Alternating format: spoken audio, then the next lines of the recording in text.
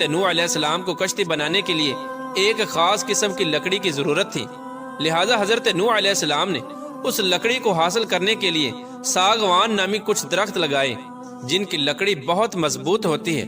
یہ درخت 100 سال میں تیار ہوئے۔ اس کے بعد حضرت نوح علیہ السلام نے ایمان لانے والوں کے ساتھ مل کر دنیا کی سب سے پہلی کشتی بنانے کا کام شروع کر دیا۔ پیارا دوستو، اس کشتی کی تیاری کے دوران آپ کی قوم آپ کو بہت زیادہ تکالیف دیتی، یہاں تک کہ کشتی پر فضلہ بھی کر دیتی، لیکن ان تمام تر تکالیف کے باوجود آپ سب کچھ برداشت کرتے ہوئے کشتی کی تیاری میں لگے رہے۔ پیارا دوستو، یہ کشتی کم و بیش 100 سال کے اندر تیار ہوئی۔ یہ کشتی 300 گز لمبی اور 50 گز چوڑی تھی اور 30 گز اونچی تھی۔ کشتی کا اگلا حصہ مرغے کے سر کی طرح اور کشتی کا پچھلا حصہ اس کے دم جیسا تھا۔ اس کشتی کے اوپر تار کول کا لیپ کیا گیا تھا اور کشتی میں 3 دروازے رکھے گئے تھے۔ اس کشتی کی کل 3 منزلیں بنائی گئی تھیں۔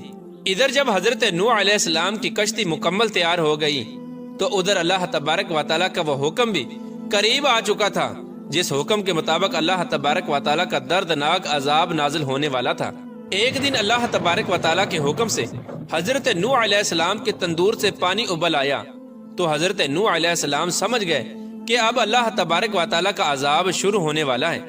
جس طرح کہ اللہ تبارک و تعالیٰ اس بات کو قرآن پاک میں نقل فرماتا ہے، جب ہمارا حکم آیا اور تندور سے پانی ابلا تو ہم نے فرمایا کہ کشتی میں سوار کر لے ہر جنس میں سے ایک جوڑا نر اور مادہ، اور جن پر بات پڑ چکی ہے ان کے سوا اپنے گھر والوں کو اور باقی تمام مسلمانوں کو، اور اس کے ساتھ مسلمان نہ تھے مگر تھوڑے۔ یار دوستو، روایات میں آتا ہے کہ جب اللہ تبارک و تعالیٰ کا وہ دردناک طوفان شروع ہوا تو زمین پانی ابلنے لگی اور آسمان سے پانی برسایا جانے لگا۔ اس وقت حضرت نوح علیہ السلام نے اللہ تبارک و تعالیٰ کے حکم سے کشتی میں درندوں، چرندوں اور پرندوں اور قسم قسم کے حشرات الارض کا ایک ایک جوڑا نر اور مادہ سوار کر لیا، اور آپ کے تینوں فرزند یعنی حام، سام اور یافس اور ان تینوں کی بیویاں اور آپ کی مومنہ بیوی اور 72 مومنین مرد و عورت کل 80 انسان کشتی میں سوار ہو گئے۔ اور حضرت نوح علیہ السلام کی ایک بیوی تھی جن کا نام وائلہ تھا، اور آپ کا ایک لڑکا تھا جس کا نام کنعان تھا۔ یہ دونوں حضرت نوح علیہ السلام پر ایمان نہ لائے تھے، اور نہ ہی یہ دونوں کشتی پر سوار ہوئے اور طوفان کے اندر غرق ہو گئے۔ پیارا دوستو، تفسیر ساوی میں نقل کیا گیا ہے کہ حضرت نوح علیہ السلام کی کشتی میں 40 مرد اور 40 عورتیں تھیں، مگر آپ کی اولاد کے سوا کسی کی نسل نہ چلی، اسی لیے آپ کو آدم ثانی کہا جاتا ہے۔ پیارا دوستو، کشتی کی کل 3 منزلیں تھیں، جن میں سب سے نیچے والی منزل پر درندوں، پرندوں اور حشرات الارض کو رکھا گیا تھا، اور درمیانی منزل میں چوپائے اور دیگر جانوروں کو رکھا گیا تھا، جبکہ سب سے اوپر والی منزل پر انسانوں نے قیام کیا تھا۔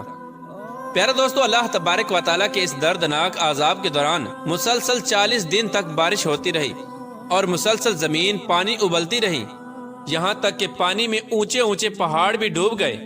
اس طرح حضرت نوح علیہ السلام کی کشتی کے علاوہ کوئی بھی اس طوفان سے نہ بچ سکا۔ چنانچہ 150 دن تک یہ کشتی مسلسل اس طوفان کے اندر ہچکولے کھاتی رہی، اور پھر اللہ تبارک و تعالیٰ کے حکم کے مطابق آخر کار یہ طوفان تھم گیا، اور 10 محرم الحرام یعنی عاشورہ کے دن یہ کشتی عراق میں موجود جودی پہاڑ پر پہنچ کر ٹھہر گئی۔ اللہ تبارک و تعالیٰ کے اس دردناک طوفان کے ختم ہونے کے بعد سب لوگوں نے شکرانے کے طور پر اس دن کا روزہ رکھا۔ اس طرح دنیا کی سب سے پہلی کشتی کا سفر اپنے اختتام کو پہنچا، اور جو لوگ اس کشتی میں موجود تھے وہی لوگ بچ پائے، اور باقی سب کچھ اللہ تبارک و تعالیٰ کے اس دردناک طوفان نے تباہ و برباد کر دیا۔ اور پھر اللہ تبارک و تعالیٰ نے حضرت نوح علیہ السلام کی اولاد سے انسانی زندگی کو آباد کیا، اور آج جو انسانی نسل موجود ہے وہ حضرت نوح علیہ السلام کی اولاد میں سے ہے۔ اسی وجہ سے حضرت نوح علیہ السلام کو آدم ثانی کہا جاتا ہے۔ پیارا دوستو، اب بات کرتے ہیں کہ کیا حضرت نوح علیہ السلام کی وہ کشتی آج کے دور میں دریافت ہو چکی ہے کہ نہیں۔ اس کے بارے میں ماہرین کا کہنا ہے کہ کشتی نوح کی باقیات مشرقی ترکی میں واقع کوہ ارارات پر ملی ہیں، جو کہ 1400 فٹ اونچی ہے۔ اس کشتی کی 3 منزلیں ہیں اور یہ ہزاروں میٹر برف کے نیچے دبی ہوئی تھی۔ اس کشتی کی دریافت کے بعد چینی اور یورپی ماہرین جبکہ تمام اہل کتاب کے ماہرین یہ مانتے ہیں کہ یہی کشتی حضرت نوح علیہ السلام کی کشتی ہے، اور ان ماہرین کا یہ ماننا ہے کہ یہ کشتی 4800 قبل مسیح کی ہے۔ اگر تاریخ کا مطالعہ کیا جائے تو محققین نے حضرت نوح علیہ السلام کے کشتی کے رکنے کی جگہ جودی پہاڑ لکھی ہے، جبکہ یہ پہاڑ کوہ کرداں کا حصہ ہے۔ یہاں پر ہی حضرت نوح علیہ السلام نے اپنے ساتھیوں سے مل کر ایک مسجد تعمیر کی تھی جس کو سمانین مسجد کہا جاتا ہے، اور انہوں نے ہی خسران شہر آباد کیا تھا۔ آپ کا مزار مبارک لبنان میں واقع ہے۔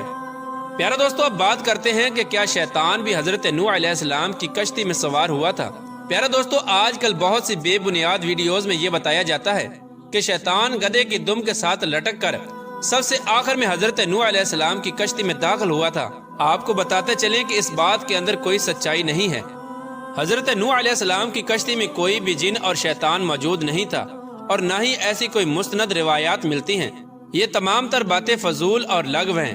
اللہ تبارک و تعالیٰ سے دعا ہے کہ اللہ تبارک و تعالیٰ اپنے تمام تر فرامین کے مطابق زندگی گزارنے کی توفیق عطا فرمائے، اور ان تمام تر گناہوں سے ہمیں بچائے جن گناہوں کے اندر مبتلا ہو کر پہلی قومیں ہلاک ہوئیں۔